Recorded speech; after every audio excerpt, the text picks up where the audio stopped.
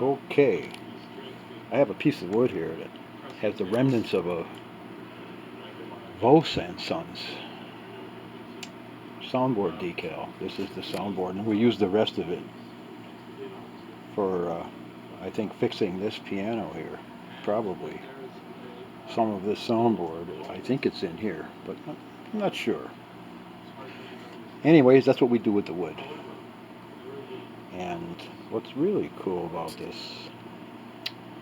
it had black and gold. It had gold over the silver in places, and it really was a beautiful decal. And now I'm going to sand it off. I'm experimenting today with decals. I don't know if you can see the time it is there, but we take the cork off. Shellac already. That's what is now straight up. 5 seconds. I'm going to give this a little wash coat here. Throw some of this on here. This is an experiment for putting soundboard decals on. So this is an old piece of soundboard, probably from the 19 teens or 20. And I'm going to give it a wash coat of shellac here. And how long is that? 30 seconds. Wait till that dries. So it took 30 seconds. Well, and I took the cork off the jar too. This was all ready. It takes about 30. Oops, can't splash any on here. So we can wait a little while. Maybe, walk away 10 minutes, 5 minutes, 15 minutes. Just time for this to dry. And then we can go over it again kind of quickly, because you don't want to wash off what you put on. So we're going to go just straight back and forth like so. Alright, that's our first application to bare wood. It took 1 minute and 15 seconds. Okay, been about 10 minutes, and it's good and dry. I'm going to take another, the same cloth. It's got a lot of stuff in it still. Give it a little bit of shellac-y. Make sure we got a good hold of it, and then we'll just flow it on. Goodly amount. But don't stay too long. How long did that take? About 10 seconds again. So that's our second coat. We're going to let that dry another 5 minutes, and then we can give it a light sanding and begin to French polish it. Okay. We started at 11 o'clock. We put 2 coats on of this sizing thin shellac, nice and dry. Now we're going to sand it down, a little bit of 320 paper, quickly. We don't want to really wear through to the bare wood. You don't really want this raw linseed oil in your bare wood. Now this is what I'm going to do to the soundboard and the piano. But I'm experimenting with different materials this time. In order to transfer the soundboard decal, I used nitrocellulose lacquer to adhere our photograph of the decal to the soundboard. You spray it with a little nitrocellulose lacquer first, and then you stick the photograph in that. That's what bonds it to the surface.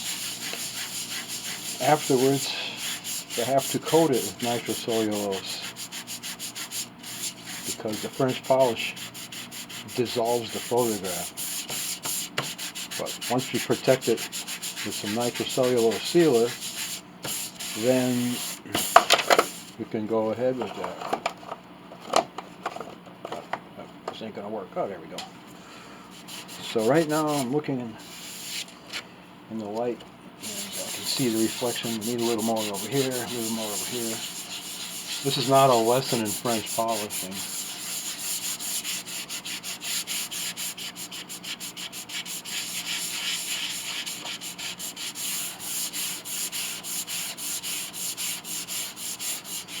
But those two size coats, alcohol and shellac thin like that, it does raise the grain up, and it causes irregularities, and you gotta smoothen them out like this. We're gonna put a coat of French polish on here and leave that dry.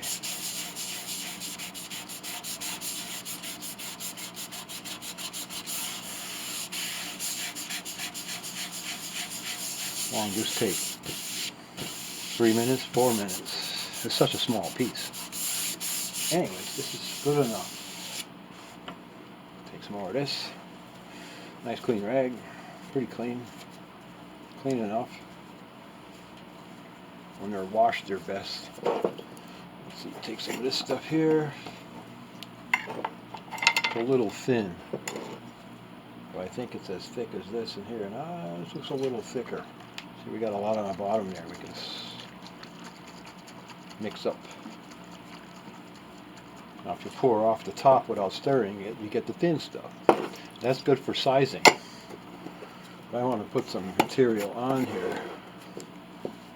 I want some more viscous solution. There, that's better. See that? Pretty thick. That there. It's off. What time is it? It is now 25 and a half after, so let's do this. Oops, that's not good. Uh-oh. Wipe it off quick. Might be able to save it. If you have too much in your cloth, it's no good. Okay, I think we can. Dry, dry, dry. I'm going to put some of this on here. Put some here and on here.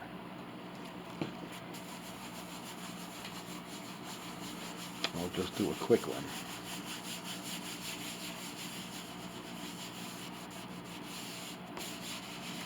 A little more over here. There we go. Get the whole thing covered with this mixture.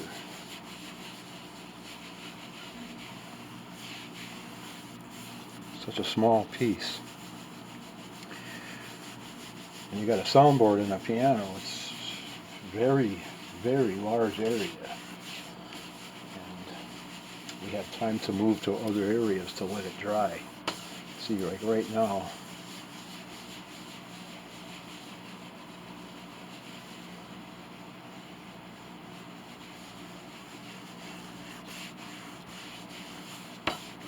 gotta let it dry off. It's not wet. Amazing. Okay, I'll turn this over, get a fresh spot. Try not to spill it this time. Always pull it up like that. Put a little bit on here. I should walk away from this and let this dry. What's it been? It's been about 6 minutes. I'll put a couple drops on here, some over here like so. There, see? That's raw linseed. You can hear it. Surface is rough. What we're going to try to do is build up a little bit of material on this rough surface. Then we'll let it dry for a few hours. And, well, it's good to let it dry till the next day, but I don't have time. So, this is it. Starting to work good. Get over here. Stay away from the middle. Get over here. Let that area dry. Because when you go around and around and around and around like this, you're actually aerating it, causing it to dry, speeding it up.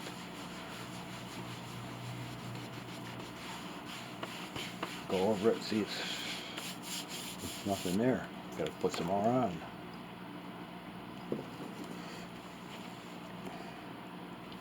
And it won't start building up until it starts to dry, like now. I can feel it dragging on the cloth. Don't press too hard. But the surface feels like corduroy right now. It's very rough. There's very little material on it, but we'll just keep putting it on. Now at this point we can see a little more. Right, there we go. Gotta move on.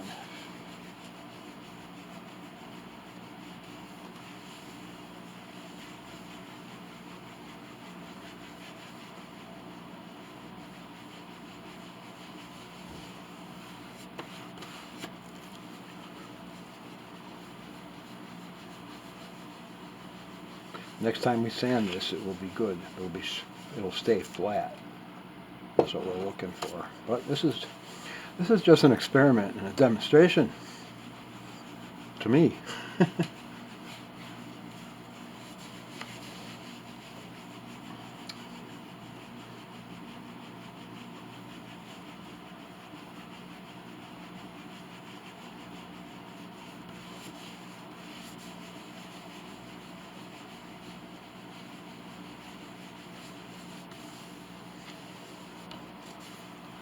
So now it's starting to get enough on there, it's starting to pull it off the rag. Almost done.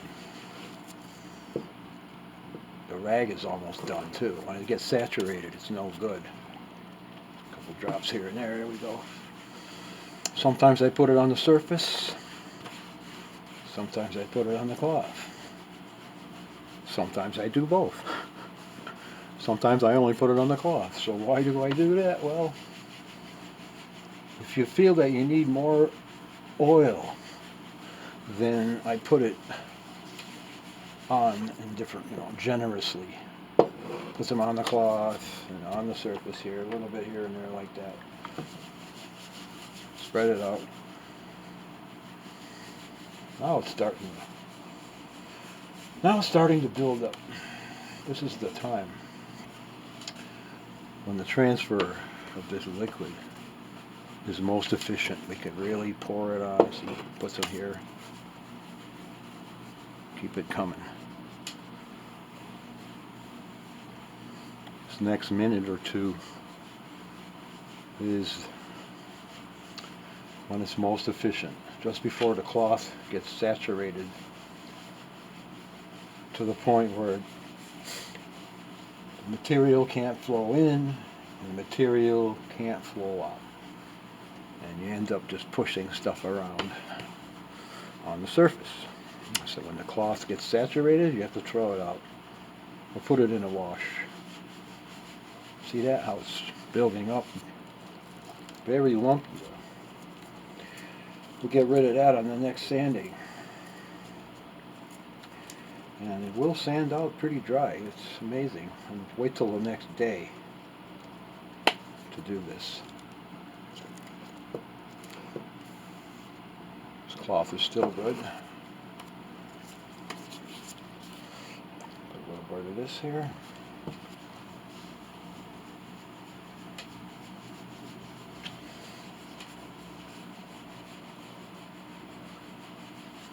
After you get a little material on here, or a lot of material on here, if you keep applying it at a certain rate, then you can smash everything down. You can level your surface a great deal.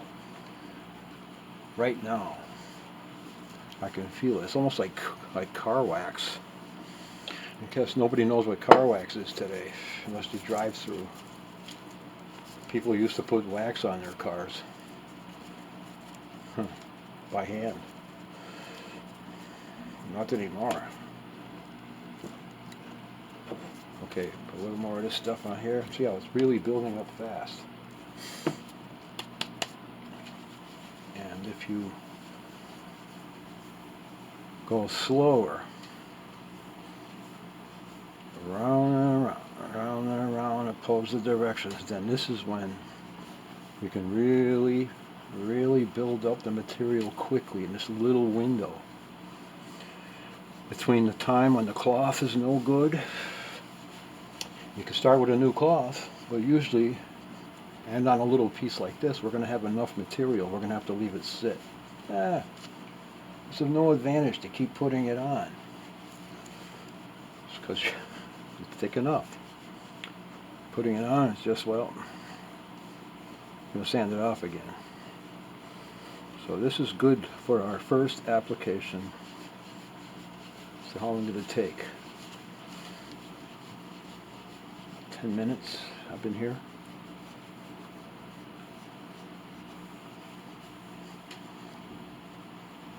You don't want to stop because this is when it's most, when your cloth and your material transfer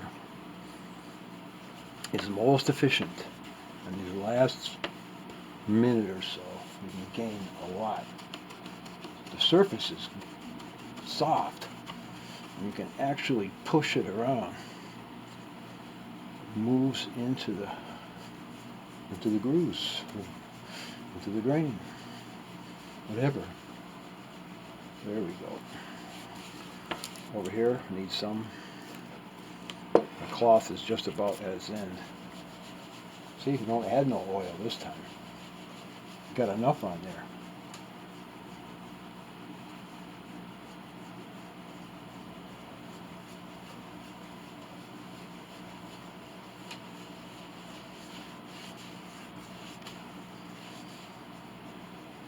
Over here, over here.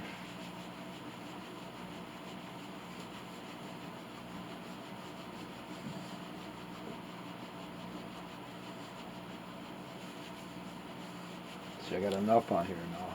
It's no advantage to continue because it needs to dry and shrink in a little bit, and then we can sand it again with a 400 paper this time, not a 320. Maybe there's too scratchy. Okay, here we go. Looks good. It's just getting thick. Nice. It's enough. But if you want to keep going a little bit, put some of this on here. Move, move, move. When you charge your cloth like that, you got to move. Spread everything out, or else it will stick and ruin everything. Okay.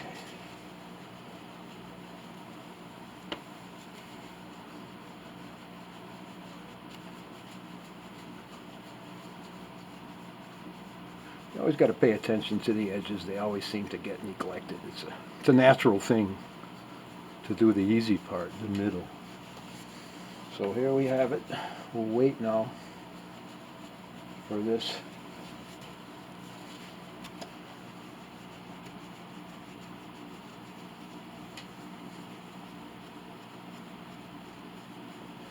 Okay, I'm pressing really hard right now.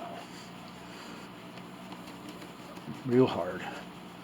You can get away with it, and you can see it streaking in the light. It's pushing everything around, pushing that finish, burnishing it actually, and it's aerating it and settling it, etc., etc. Makes it smooth on the surface. So there we have it. What we had, 5, 10, about 15 minutes right now. Just this session.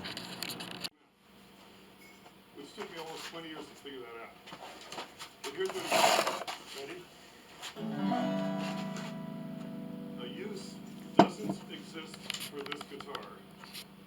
A use would have to be invented for this guitar. Too much everything. Yeah. Jimmy loved acoustic guitars. And one of the things that we always talked about was, like when I first saw this guitar, I was like, wow, how has it changed everything? See all the ideas, look at all the ideas. You know, and a lot of these things I'm still doing, the bridge is hollow, because of the way it is. It looks inside. If you saw it inside, it looks like a tent. Yeah, with no, it weighs 25 grams or something. And the ball that I attached the tailpiece with, that would be a really great system. Pin, which I got from the Gamba family. The Gamba family is the family of instruments, bowed instruments that came before the violin. And what they did was they glued a piece of wood, and a lot like the socket to the neck in the violin. They glued a chunk of hardwood in there and cut a little groove in it, and then hung the tailpiece right off there. No strings. They just cut a piece of wood and hung the tailpiece right on that string. So I thought that was really funny. Anyway, that's where that comes from. Oh yeah, this guitar. So this guitar basically was kind of the end of my early archtop guitar making career, because this guitar I completed in 1977. And in 1977, you could buy any Gibson archtop guitar or any D'Angelico or Stromberg guitar for between $1,200 and $2,000. Paper. And that was not Gonna let that dry now. for a young man like me to buy materials, rent Straight a shop, shellac. and live. I No mean, linseed oil. the time it took me to make a Put the guitar, cork back on here. those We'll numbers use that later. So I couldn't figure out Let whether this I dry would now. be an instrument maker anymore. It's a And test. I finally had to talk to myself, and I said, well, Finally, with success, able to spray this and make it come out pretty decent. All these three panels were concerned, and this is with the real McCoy, the real bronzing liquid from 50 years ago. So this should be dry in just a little while. I'm not going to play around with it because that's how I screwed it up the last few times. This stuff looks like real gold. It's absolutely beautiful. This is that mica powder. So I'll give it a few minutes. See what it looks like. Can't wait. Here, take a look. Oh. See. Very nice. Okay. Plate is ready to fit to the case now.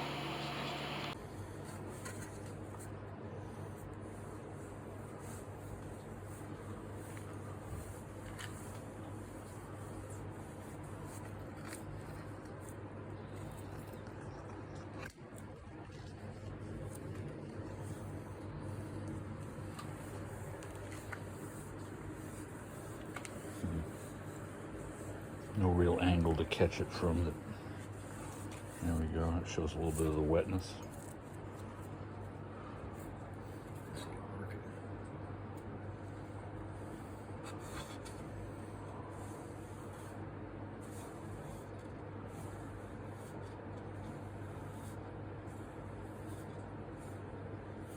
Okay. Stick it. Sure, right in the middle. Think. Should stick good.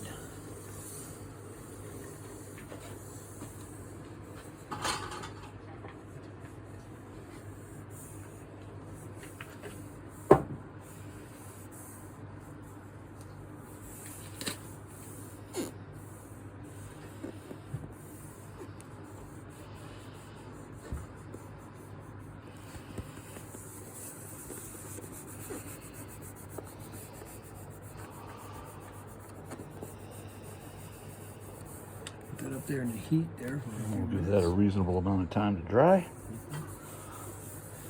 Yeah, put it up in the heat up there.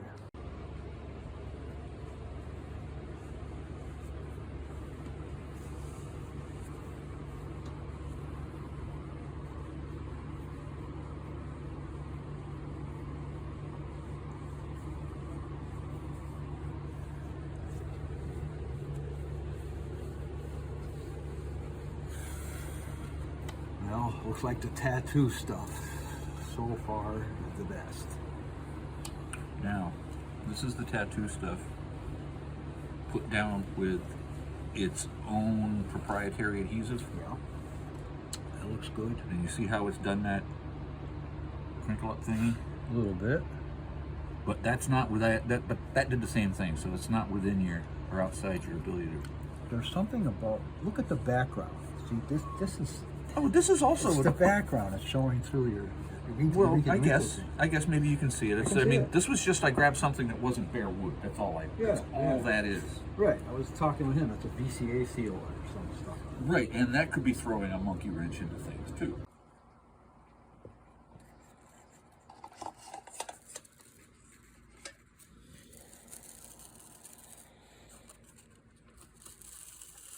Oh, that's pretty cool. Where do you want this position? Turn this way. Put it below that little dot. Which way up? You know, maybe we should run it with the grain, huh? Like maybe that way, so that way it'll look authentic with the piano, like right across here. Yeah, that's a good idea. You just stick those there? Oh my God, that's great.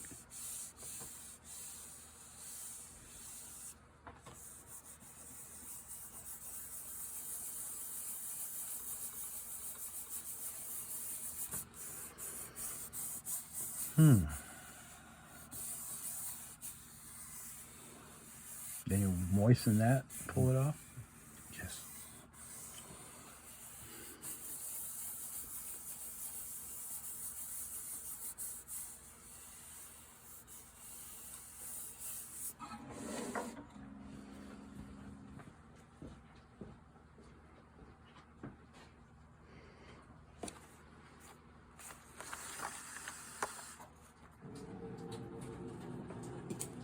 Looks pretty darn good.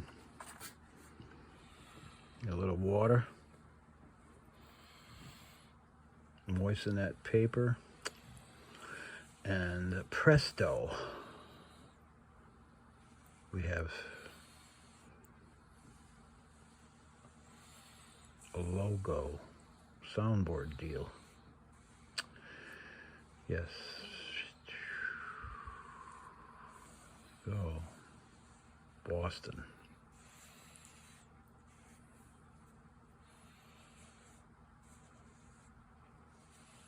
I think he's following the instructions this time, I think. Are you? No?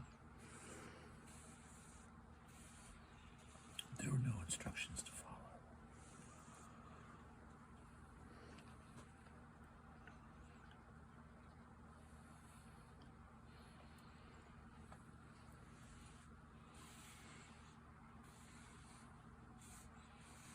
Sucking it up.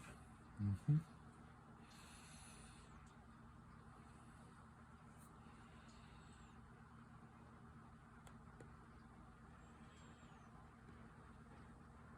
Now that's a French polish surface. It's only been drying for about 3 hours, and voila. Yeah, not bad. Let that dry good. And I'll polish over it. We'll see. That's the best yet. And we got the shading in there too. That's what I was wondering about. All the shading around the letters is good. Okay. Boston.